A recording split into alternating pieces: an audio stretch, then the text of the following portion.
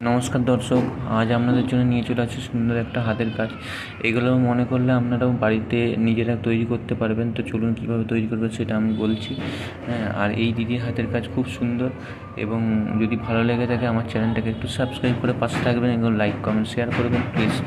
আর চলুন, এই যে দিদি যে এইগুলো অ্যাকচুয়ালি অভ্র টাইপের মোটা একটা কাগজ। সেই কাগজগুলোকে এই 4 ভাগে ভাগ করে নেবেন, দিয়ে সুন্দরভাবে দিদি যেভাবে কাজ করছেন সেভাবে কাট করে নিয়ে এগুলো অ্যাকচুয়ালি ফুল তৈরি করা হচ্ছে। যদি ভিডিওটা একটু বড় না করার জন্য একটু স্পিড করা হয়েছে, যদি আপনাদের অসুবিধা হয় একটু পজ করে দেখতে পারেন। এইগুলো সুন্দরভাবে পাতা তৈরি করলেন দিদি।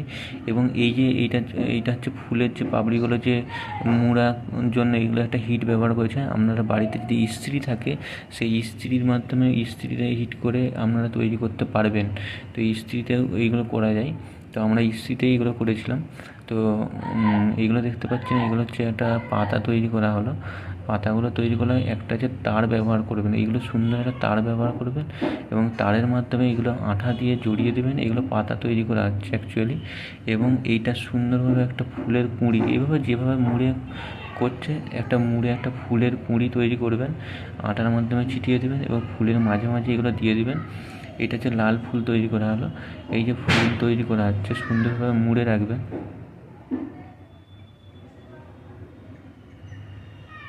তারপরে দেখতে পাচ্ছেন এই যে ফুলের পাপড়িগুলো কত সুন্দরভাবে ডিজাইন করে ফুলের পাপড়িগুলো তৈরি করছে দিদি। এইভাবে ফুলের পাপড়িগুলো তৈরি করলে কত সুন্দর লাগছে দেখতে পাচ্ছেন। ইস্ত্রিটার কাজ হচ্ছে এই যে পাপড়িগুলো যে ভাঁজ হচ্ছে, সেই ভাঁজগুলোকে করার জন্য ইস্ত্রিটা কাজ। তারপরে এইভাবে পাতাটা দিয়ে দেওয়া হলো, দিয়ে এটা একটা গোলাপ ফুল তৈরি করা হলো। আপনারাও এইভাবে আস্তে আস্তে দেখে তৈরি করবেন, খুব সুন্দরভাবে তৈরি করা যাবে এবং খুব সুন্দর লাগবে। এগুলো যদি বাড়িতে সাজিয়ে রাখেন খুব সুন্দর লাগবে এবং খুবই বাড়ির সৌন্দর্য একটা বৃদ্ধি করে। এইটা একটা ছোট্ট একটা ফাইবার গ্লাসও আপনারা করতে পারবেন। যে সমস্ত ফাইবার গ্লাস থাকে, সেই ফাইবার গ্লাসগুলো কেটে নিয়ে আপনারা এইভাবে তৈরি করতে পারবেন।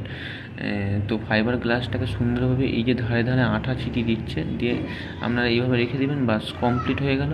আপনারা আপনাদের মতো যেভাবে অভ্র যে সমস্ত ডিজাইনের সব পাবেন এগুলো ভিতরে দিয়ে দেবেন, দিয়ে আপনারা তৈরি করতে পারবেন এইভাবে।